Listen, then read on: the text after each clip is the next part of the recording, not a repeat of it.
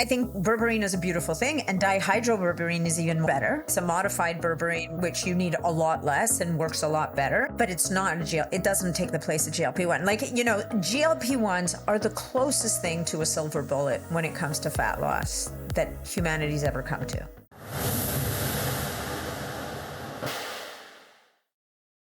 Nathalie, thank you so much for joining me today. This is for me, so exciting to have you here. I've been anticipating our chat on peptides for the last couple of weeks. Well, thank you so much for having me, Jennifer. It's a pleasure to be here. Well, I was told by a very reputable source and our mutual friend that you were the best person to talk about things called peptides. And I will be honest with you, over the last couple of years, I have noticed a real uptick in our support inbox about different peptides that people have read about or seen be kind of talked about in different Facebook groups to heal skin issues and whatnot. And I honestly did not have a good answer for them because I really didn't fully understand all about them and how they could be used. So I'm glad that you're here because I think, first of all, we need to understand what exactly peptides are. So can you give us a kind of Peptides 101 explanation? Of course. So peptides are small proteins. I mean, in a nutshell, they are tiny little proteins, and some people would say they're 50 amino acids or less. Some people would say they're 100 amino acids or less. There's nobody in science really agrees on everything. But definitely they're smaller proteins, and we know that proteins run the show in the body. They are typically fragments of proteins that are naturally occurring in the body. They've been synthesized in a lab as fragments, and then when the ones we'll be talking about, they can be reintroduced either by subcutaneous injection, which for the most part, many of these are off the table, but many of them can be taken orally. There are a lot of people right now working really hard at making them bioavailable across the skin in different ways. But because they're proteins, right? You can't just you can pop some of them in your mouth, but most of them you can't, because for the most part, they'll just get digested like a protein. Oh, so there's exceptions. Yeah, there are exceptions to all the rules, of course, as always, but that's the general rule of thumb. And so what they do is they act as signaling molecules in the body. So many of them, or all of them, will have receptors of some kind somewhere. And usually from the outside of the cell, they will initiate different cellular cascades inside the cell. Sometimes they will even signal genes to activate or deactivate. And many times they'll signal, they could just, there's a plethora of different ways that they basically trigger healing in many cases, or repair. Some of them are antimicrobial. So they're a very, very interesting category of molecules because they are native to the body. In many ways, they don't disable the body's own checks and balances system. So that, so the problem with that is then that means a lot of people will run around saying, oh, well, peptides, they are so safe. There is no way you could ever get into trouble with a peptide. Not true. Right. Oh, I want to ask you about that. Yeah. We'll get to that. I just wanted to make sure everybody knows too, when you said the peptides are kind of produced in a lab, obviously there is a production within our own body, right? So when we buy a supplement version or a supplemental version, that's not derived from animals or human sources, correct? Well, it's never from humans. But if you're talking about bioregulator peptides, which are a subset of peptides, so those are 2 to 4 amino acids long. So if peptides are small, bioregulators are minuscule. And bioregulators work a little bit differently. Because they are so small, they actually get into the nucleus of the cell, they bind to the DNA, and they activate genes at a cellular level inside the cell. They're really cool. Now, they can be extracted from animals. Okay. So would you need to know what animal it came from if, say, you have some people may have alpha-gal, so they can't consume mammalian protein. Mm-hmm. Would you need to know from an allergy standpoint where they come from? No, because there's no animal protein left. Okay. right? So they've pretty much, like, they're so refined and it's such a process extracting them. You end up with a lot of signaling molecules. You end up with different amino acids. You end up with these proteins, but you don't actually have the markers of the animal. Interesting. Well, that's good to know. I'm sure that will help a lot of people because we do have people who have significant like IgE allergies. And so that's always a question or concern that they may have. So sorry, but if they did, and if they were concerned and very worried and super sensitive, there are synthetic versions of the bioregulators. Okay. So they could opt instead to use the synthetic version instead of the extract. Do you find that the synthetic version is as potent as it can be sometimes more potent. Oh. It's, it's really interesting. It's different. It works differently. Like in the bioregulator world, very often we talk about the synthetic bioregulator acting faster because it's just that 2 to 4 amino acid chain, right?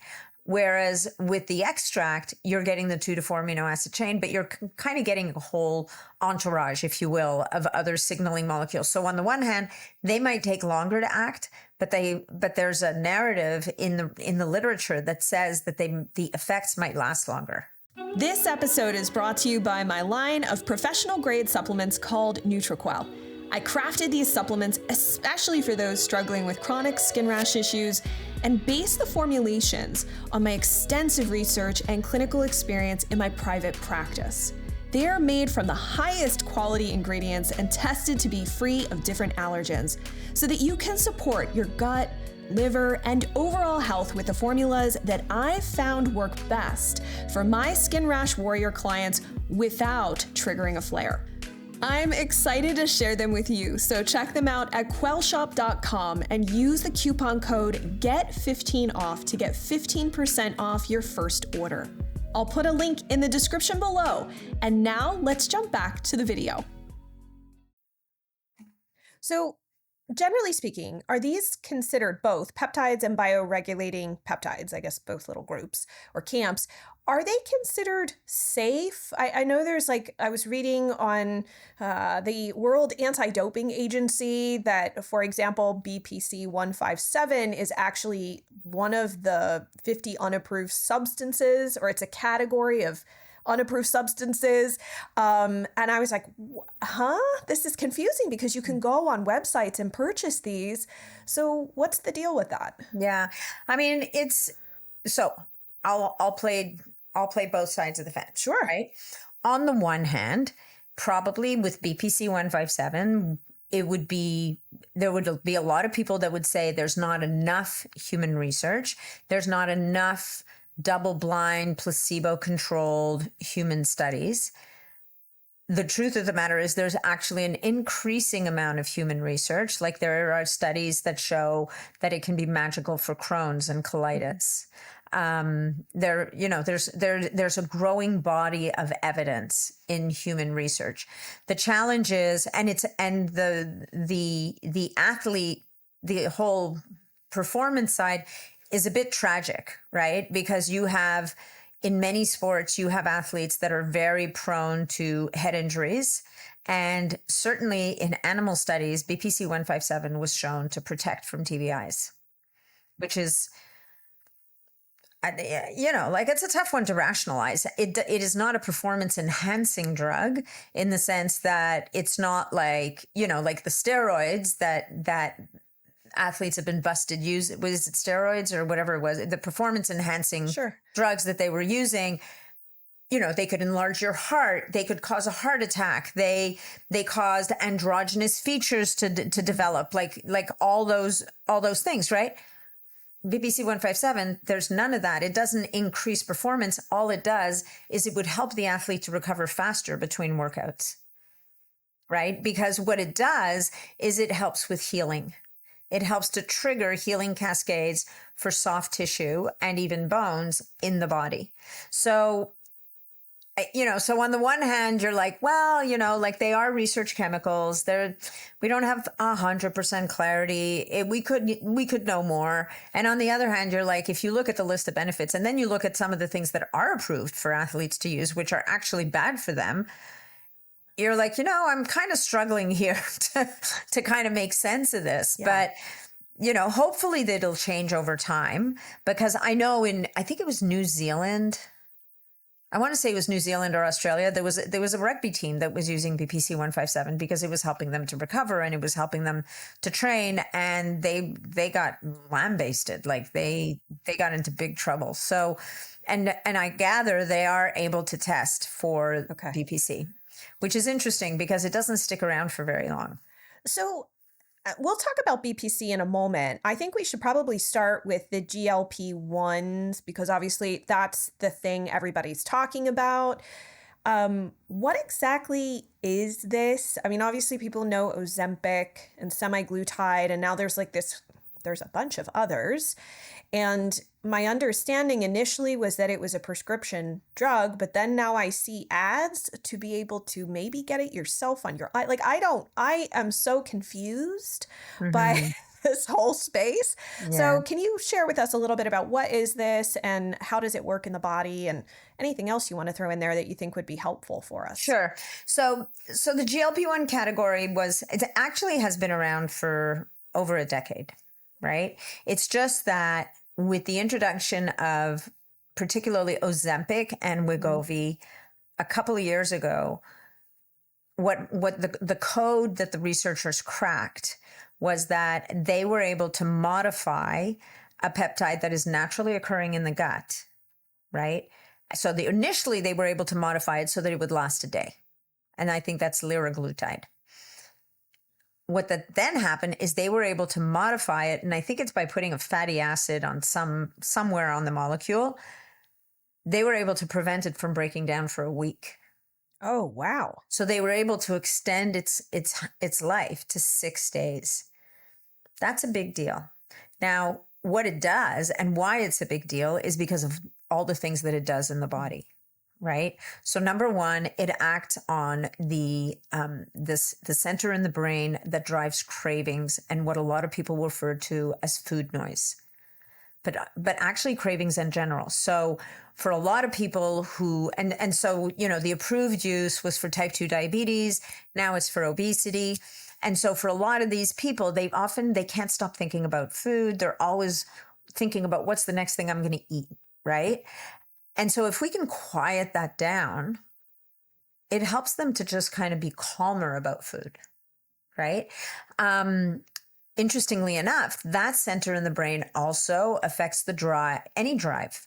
So it's being studied for people who smoke, people who drink, people who gamble, like that whole kind of that whole center in the brain that drives kind of cravings and that kind of behavior just gets calmed down. So that's pretty amazing right out of the gate. The next thing it does, it helps to increase resting metabolic rate. So, which is basically, what's your burn at rest, right? What people will often notice is that their resting heart rate goes up when they start to use these. Usually after a couple months, it tends to resolve.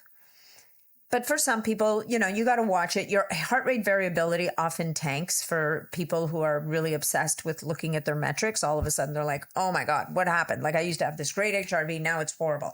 So, your resting heart rate's gone up because your metabolic rate's gone up. Secondly, it helps to improve insulin sensitivity.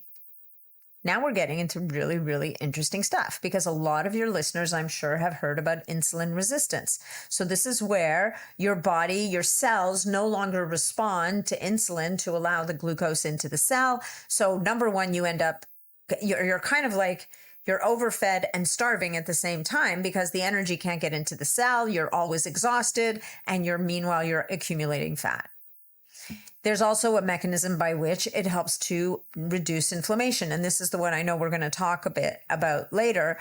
And, there's probably pathways that it reduces inflammation directly, but also just by helping people to release extra weight. When you're talking about someone who's very overweight, we know that adipose tissue produces its own cytokines. So if we can get rid of the cytokine factory, we're ahead of the game. It also slows gastric emptying. So this means that your stomach contents are going to stay in your stomach for longer when you eat, which means you're going to get fuller faster, which means you're not going to want to eat as much. Now, we have some caveats here, right? Yes. Because most of us don't make enough digestive enzymes on a good day. And not that it suppresses digestive enzymes, but if you leave food sitting in a stomach for too long and there's not enough digestive enzymes, it ferments. And now we start to experience heartburn or GERD. That is one of the side effects that a lot of people experience. And it's probably because they weren't making enough enzymes to begin with. And now they're still not making enough enzymes and they've got all this food sitting there. So it's, in my mind, it's very important for people to be taking digestive enzymes with their meals and to eat small meals. So next, in slowing gastric emptying, it actually slows gastric motility. Oh, so that's, I've seen like some people have ended up with almost like gastroparesis. It can happen. It's been it's not common, but it can happen. I haven't read enough about those exact cases. I would suspect that it's at higher doses, but I'm not sure about that. So I don't want to misspeak on that one. I haven't fully looked at everything. We definitely know that we definitely see in all things, Jen, that you always have outliers that are hypersensitive to to anything, right? So some people get the worst heartburn on the planet. Some people get exhausted, like they just can't move. This is not a good thing for you, right? Some people get hyper constipated, and these are people that were constipated to begin with, as are so many people. And now you give them something that slows down their motility even more. Well, it's like a flippin' disaster waiting to happen, right? So all of these things have to be taken into account. It can drive nausea in some people. Again, generally speaking, if people start at a low enough dose and stay at that dose for a good month before they increase it at all, most of the time people can get around a lot of these side effects. There's a couple of black box warnings that deserve to be mentioned, right? Because this is truly known that it can, in some people, cause pancreatitis, which is really ugly, right? That's like waking up in the morning as if somebody stuck a hot knife into your gut. Not to mention the fact that people who get pancreatitis are at a higher risk of pancreatic cancer down the road. We don't want that, right? And it also, so now a year ago, I would have said in the rat studies only, they've observed an increase of thyroid cancer, of a very specific type of thyroid cancer that really only happens in rats. And a lot of people would have said, a lot of the people I asked said, well, because rats have much higher density of GLP-1 receptors on their thyroids than humans. But I've since seen a couple of articles that implied that maybe there was a little bit of increased risk of thyroid cancer in humans. So, I would say that whether you go rogue and decide to order these things on your own or not, you want to sit and talk to a professional to understand what's your family history. Are there any factors in your case that may open you up to more of these side effects? Now, we've only talked about semaglutide. I know. The new shiny kid on the block. The good news is I don't have to repeat everything because they kind of do both. They do the same thing. Okay. The new shiny kid on the block is tirzepatide. Mm-hmm. And tirzepatide is a dual incretin, which means it's GLP-1 and GLP. So it works through two different pathways. So what was happening with semaglutide is people were hitting a wall. And now we're talking really, generally speaking, we're talking about people who had a lot of weight to lose, right? And so as a result, Novo's developed a new drug called cagrilintide, which they've developed specifically to stack onto semaglutide when people hit that wall. But Eli Lilly, in the meantime, released tirzepatide, which is known as Mounjaro, which has fewer side effects and works better. Huh. Interesting. So, kind of cool. That is interesting. And it does not cause the constipation that semaglutide does. So I think I'm going to ask you this right now, and I think it's probably an easy yes or no answer for you because I know that people listening to this have probably read that berberine is like Mother Nature's GLP-1 alternative. Do you think that's true? No. I don't I either. mean, I don't think it's true at all. I think berberine is a beautiful thing, and dihydroberberine is even more better, right? So it's a modified berberine, which you need a lot less and works a lot better. But it's not it doesn't take the place of GLP-1. Like, GLP-1s are the closest thing to a silver bullet when it comes to fat loss that humanity's ever come to.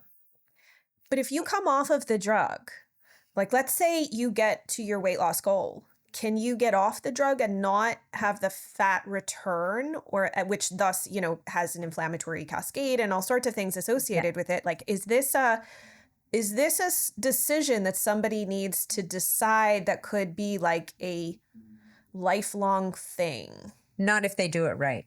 It's a really good question, and there's not an easy answer. So here's the thing. When you're on a GLP-1, whichever one is selected, you don't have much appetite. You're not that hungry.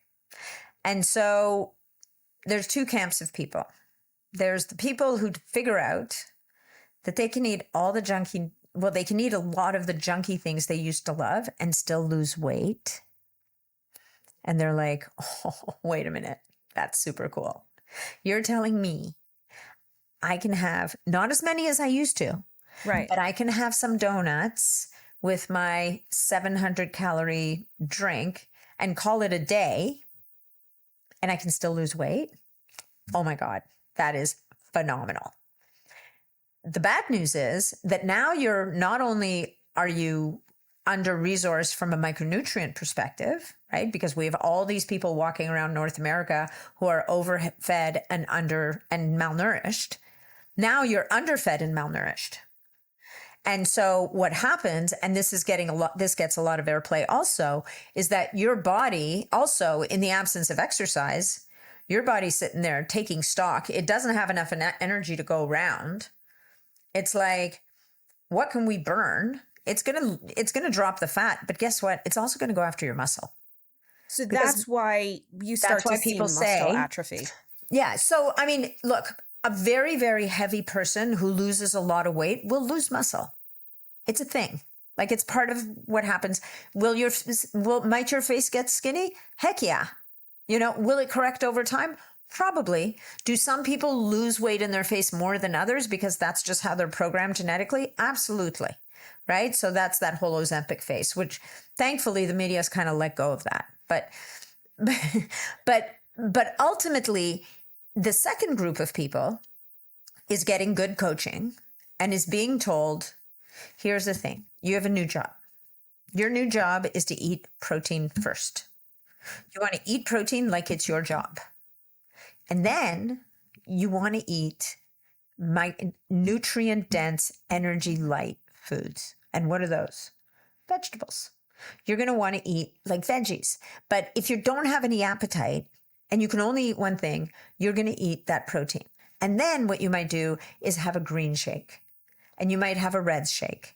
You might have, you're going to look for ways that take up the least amount of space in your tummy that are going to give you the biggest bang for your buck, right? And you might take a couple of supplements to shore up your defenses, and you're going to go to the gym because you're going to challenge those muscles. You're going to give your body a reason to say, we can't afford to lose that stuff. I mean, you might lose a little bit of muscle, but you won't lose strength.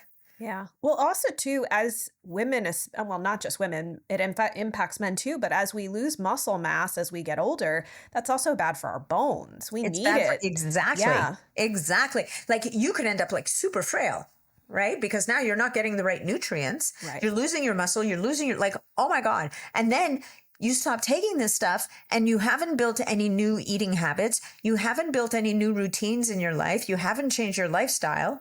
And yeah, it's going to be the worst diet rebound you've ever been through. So we need to use our heads. And I mean, there's studies that are coming out there's always a headline somewhere saying, it didn't matter what people did, they still regained the weight. And I'm like, I'm calling BS on it. Maybe in cases of extreme obesity, right? Because you have people who've got, like, they didn't get to be 3 or 4 or 500 pounds overnight, and it didn't happen for no good reason, right? And so for those people, there's a possibility that they may need to remain on a low dose, maybe forever. I don't know. Like it depends, right? But for the people, the new crop of people that is so controversial, people who want to lose, like, and this is really like the menopausal community, right? Women after menopause, you look down one day, you're like, what the hell? Who are you? I haven't changed anything. It starts before that. Perimenopause, man, not fun. I'm like, 100%, right? We become more insulin resistant. We like everything. We don't sleep as well. Like, so everything just goes wrong. But for that population of people who are carrying this extra 20 pounds exactly around their middle, it's incredibly useful. But what I've seen is for the women who do it well, they then come off of it. I mean, I'm one of those women, right? I won't use it for months at a time. And then sometimes, I go through a period where I'm traveling too much and I'm out of my routines. Diet starts to slide a bit because you're never home and the whole 9 yards. And so I might start using whatever I'm going to use at the smallest possible dose. And that requires me to kind of breathe and dial into my diet and dial into my exercise and dial into my sleep and use it as an aid to help to move the needle. And it's going to take a couple of months, but things are just going to start to resettle. And then once I get to where I'm happy, I might drop the dose to half a starting dose or a quarter, or I might come off it completely for a period of time. And then, so you use it kind of as a little gauge, but what you do is you make sure that you dial in that lifestyle and diet so that, and if you're not a person that likes healthy food, well, you better figure it out. Work with a nutritionist, find ways to get to give your body what it needs. Yeah, this sounds like it shouldn't be used just like you were saying. It shouldn't just be, oh, I can eat my 700 calorie, latte Frappuccino dessert. Yeah, right. with some like a muffin that's also probably 500 calories and like, oh, I'm good for the day. Like that's not the plan here. Yeah. I mean, that's probably too many calories right there, but you get the message, right, folks. Like at the end of the day, if you use it properly, and I've known people who've gotten really nice results from like half a starting dose. And this is the other thing that happens is people get impatient and they just keep cranking up the dose and cranking it and cranking it and cranking it. And I think that's where we're starting to, there's a bigger risk of health risks, right? And so you want your minimum effective dose. You want to be patient. You want to go slow and steady wins the race, because I will tell you that there is a point where the hypothalamus will reset your set weight, right? We talk about this. We talk about how the brain wants us to be at a certain weight. Well, there is a reset that happens, but it takes time. It did not take you 3 months to get to where you are. It is not going to take you 3 months to get out of there. That's probably a good, it's good to know that going that's what I figured. This is like, what should we go into this conversation? Because I have had most of the clients that have chosen to do this are menopausal. Yep. And some have had psoriasis and their doctor wanted to use it as a way to try to improve insulin sensitivity. I would say 90% have ended up with pretty intense GI problems from it. And were they given the semaglutide though, or tirzepatide? I don't remember. Yeah. I don't remember. So semaglutide, I mean, I would guess it's most likely semaglutide. Most likely. I would think so, because these are mostly people in the past. The most recent person, I'm not 100% sure which option she was given. But I think having the pros and cons helps you make a decision about whether this is right for you, rather than reading scary headlines versus reading headlines that make you believe that this is like an amazing, like you said, it's a close to a silver bullet, but it's not perfect and there are issues. And really we need to have good conversations about pros and cons so you can decide if it's really right for you. Yeah. The other big one I would say, and this sadly applies to many women in menopause, maybe because of all the bloody memes out there, is alcohol. right? You gotta let it go, girls. I know there's those really cute memes of it's wine time and it's like I don't like I don't drink, so I don't have it handy, but you got to let go of the alcohol because the other thing you want to protect is your pancreas, by the way. That's a really interesting point. Yeah. And the alcohol is going to knock the daylights out of your pancreas and it's going to knock the daylights out of your liver. You want to clean out your system. And societally, we need to evolve our thinking around alcohol. And it is happening. Like it is, I'm amazed at the number of people I come across who have chosen their alcohol-free lifestyle. Like, you know what, ladies, we're at high risk of breast cancer. Well, if we stop drinking alcohol, that would take that risk down. Yeah. It wouldn't make it go away, but there's a definite link between alcohol consumption and breast cancer. Yeah. So. I did want to ask you, because obviously I know I don't have like all day to talk to you about this, Nathalie. Like, you're so fascinating because you know so much about this. There's two other, I'm going to assume maybe they're bioregulators, but you tell me. Yeah. The BPC-157, which we mentioned briefly, and then the KPV. So like, can you tell us what those are? Because those are the two that I have, aside from the GLP-1, I've been asked about. And so I thought, you could kind of clue us in. So they are not bioregulators. They are peptides. KPV is pretty close to a bioregulator because it's only 3 amino acids, right? It wasn't entirely off. No, BPC1, but it's not an epigenetic switch in the same way. BPC-157 is a pentadecapeptide, so it's a 15 amino acid peptide. So these are both signaling molecules. KPV is interesting because it's a fragment. It itself is a fragment of another peptide that people have used, mostly bodybuilders actually, but even other people have used it called melanotan 2. And melanotan 2 is the Barbie doll peptide, meaning that it stimulates melanin. And so you can get a tan just by using melanotan. Like it will bring up your melanin. So before everybody runs around looking for melanotan thinking, oh my God, this is amazing. It is amazing. It actually has benefits for the skin. It can be protective. It thickens the skin. It's antimicrobial. It's got all great stuff. But for all of us who were lifeguards when we were kids or spent too much time in the sun when we were younger, the first thing that's going to come up is your sun damage. So people start using melanotan and they're like, all of a sudden they're walking around going, oh my God, freckles. Like, what's with these spots? And what's with the freckles? Like, oh my God. The good news is that the background eventually catches up, but you do have to be prepared to walk around looking, and you can manage how the tone, if you will, by managing the dose and the frequency of use. But anyway, that's melanotan. Like I said, melanotan has antimicrobial effects. Well, KPV is that 3 amino acid sequence that's part of melanotan that actually probably does the most in terms of the antimicrobial and anti-inflammatory effects. So it turns out that KPV is very, very helpful for general inflammation, for inflammation in the gut. It also has applications for inflammation on the skin. So that's why I think, but the gut healing piece is really important to all the skin issues that you deal with in your practice, right?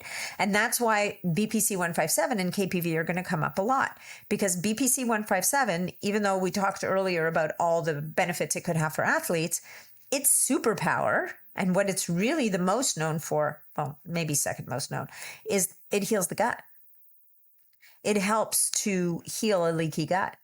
And so if we can do that, we can solve a lot of problems. And in your world, if you can get that leaky gut sealed, it just starts to calm things down. It doesn't solve everybody's problems, but it starts taking away some of the factors that might be driving an immune system into overdrive, for example, or, certain things that are getting across the gut that could be driving skin issues.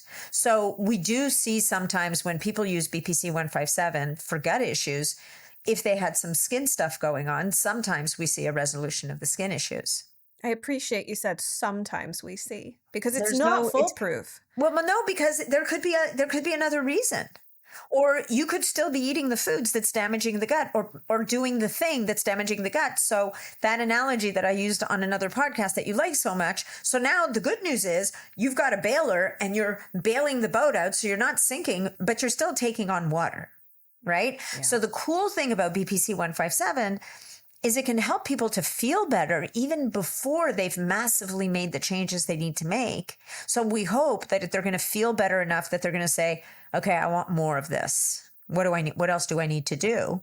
But it's not enough to just think, it's like taking a PPI and continuing to eat all the crappy food that's giving you heartburn. Just change your diet, use the PPI for a short time to calm down the inflammation so that your esophagus can heal. But for the love of God, don't think that you're going to live on this thing and have no consequences down the road, because you're heading for a heart attack and broken bones. So, if you're 20 years on PPIs, there are consequences. So with BPC-157, you have a compound that's going to help to repair so much. So now it kind of clears the way for you to say, okay, now what else can we do? And how else, do we need to look at the microbiome? Do we need to look at in other inflammation? Do we need to look at the diet? Do we need to look at the lifestyle? Do we need to look at, is there SIBO going involved? And, there's a lot, there's so many different things. But, another cool thing that BPC-157 does, it helps with the esophageal flap. So people who have heartburn often notice that their heartburn gets better. Plus, it's helping to heal the esophagus. Like, it's doing so many cool things, but we need to use it as leverage to then do the work and finish the job. Well, so this brings me kind of to my next question is like, how do you even take these? Because obviously with semaglutide and the GLP-1s, they're injections.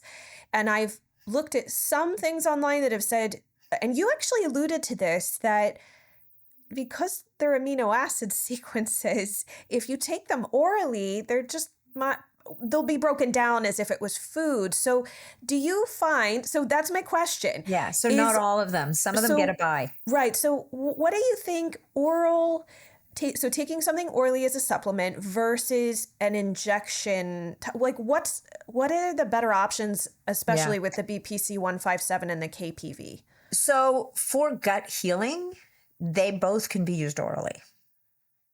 And as a matter of fact, there's a formula, there's a stack by one of my favorite supplement manufacturers. He's actually an Australian guy, and I don't think he lives in Australia anymore, because Australia, you want to talk about draconian. Australia made it that if you even sell BPC-157, they'll throw you in jail. Like, wow. Like they're very hardcore. So Australians, they're not going to find this. Don't even bother to look at Australia. It's going to be really tough. But anyway, this company, Level Up Health, makes a stack called Ultimate GI Repair. It's an oral supplement. And in Ultimate GI Repair, you will find BPC-157, KPV, lorazepatide, which is another peptide that seals tight junctions preferentially. There's another tripeptide, which I'm surprised isn't one of the ones that people are asking you about, GHK-Cu, which we'll talk about in a minute. And then it has tributyrin, it has L-glutamine, it has zinc carnosine. Like he basically took the bucket of supplements that you would want to take for leaky gut or gut issues and stuffed them into capsules. And it's amazing. It's not cheap, but it is one of the most effective gut healing supplements out there. Like, I'll do 30 days a couple times a year just for insurance, because we know between stress and bad food and all the things and travel and sitting in airplanes. So BPC-157, just so everybody knows, is a fragment of a bigger protein that is made in your gut. So you make it. Right? KPV is naturally occurring in the body. So all we're doing is we're reintroducing, it's like, we're reintroducing a therapeutic dose. So for the gut, definitely oral works. And those supplements are available. We've got Level Up Health, like there's a bunch of different companies that make them. And then he also has KPV on its own. He has BPC on its own. There's lots of different options. For the injectable, so the injectable technically is off the table. right? The FDA has taken a position on this. They don't want compounding pharmacies compounding it. The tricky thing is that, when we're done with doing the research on the injectables, what's interesting about administering it subcutaneously is that it is much more effective systemically. And that's where we see more of the musculoskeletal benefits, and even the brain benefits and the nervous system benefits. Like there's a lot of different effects, but at this point it's kind of off the table. When compounding pharmacies were allowed to compound it, there were ointments. So there were creams that were compounded with BPC and KPV, which I think would have been quite effective. Wow. For skin issues. BPC is really good at healing burns and healing wounds. So, we'll have to see what happens with that. But that's kind of the story. Can I ask too, for somebody like myself, who's like a perpetual 5-year-old and can't swallow pills, can you just take it in food, or is that something that it's no go, you have to take it encapsulated? So that's a really good question. With BPC, one way and it's funny, I was reminded of this recently. I actually have to ask this woman how she did.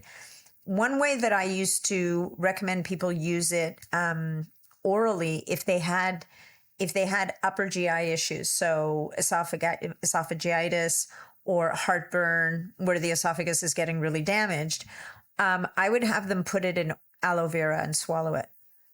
Oh, right? Because the aloe vera is going to soothe, but then the BPC-157 is in there. I don't know for sure that I actually think you could technically, because it's not a time release capsule. The BPC for sure is resistant to stomach acid, because, that's where it comes from. And then the KPV I think is fine. The GHK is probably, I think most likely it would be fine. Interesting. I'll have to do some investigation. I'm always curious because I have so many clients, and I don't know if it's a thing because I've said it so many times on the podcast, but so many of the clients in my practice can't swallow pills, or they're kind of like, they hit a point where they're like, I can take like 3 capsules and that's about it. And so we try, right. Yeah. Well, at a time, like. Yeah. So the BPC, the cool thing about the Ultimate GI Repair, like I said, it's like taking 8 capsules in one. Because the cool thing about peptides is we're talking about micrograms. So they don't take up space. Oh, so they're only teeny. Yeah. Wow. That is so cool. This is I will say, this is a really, really fascinating topic. And I'm like so glad that I had you here to talk about this because like I said, it's like you see the news, which is like, these are wonderful. And then other people are like, these are horrible. And all of these horrible things happen. And these are magical. And I'm like, I really don't know. And I think what we can probably agree on is it's never that good and it's never that bad, or rarely, right? Generally speaking, there's a lot more nuance to the conversation. Generally speaking, the answer people get from me most often that they hate the most is it depends, right? I just did a post on methylene blue. People are like, well, what's the dose? I don't know. What are you using it for? It depends. Like, who are you? Right. So there's a lot of art to this science. There's a lot of people working really hard at figuring it out and having really good results. I do think that it might be interesting to take a BPC-157 and mix it with a little bit of aloe and apply it topically and see if that is helpful. There's a company out there that makes a serum with one peptide and a couple of other herbals, if you will. It's a company called Nathalie Skincare, and they make a serum called GHKCU. They make a medical grade, so it's a 3% GHKCU. It is cobalt blue in color, but GHKCU is the skin peptide.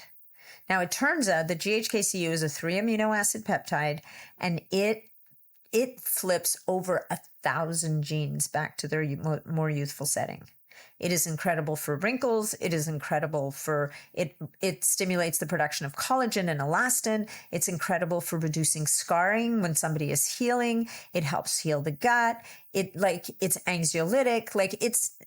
Every time I go looking for a paper on GHKCU, I find something new. But that one would be interesting. The woman who started that company, she has, and it might be on her website, like she had some before and after pictures of people who'd been burned and applied this serum, and the healing is unbelievable. Wow. So, in the case of your population of clients, you're dealing with two different things, right? You're dealing with an expression on the surface of the skin that very often is being driven by an issue in the body. But what if that, and I don't know for sure that serum would help every one of them, but it might help some people because it's a very powerful healing serum. Yeah. Well, I think one of the things that I'm taking away from this conversation, and I love that you shared that it depends, is your most common answer, because so many people today are looking for the one thing that's going to fix everything.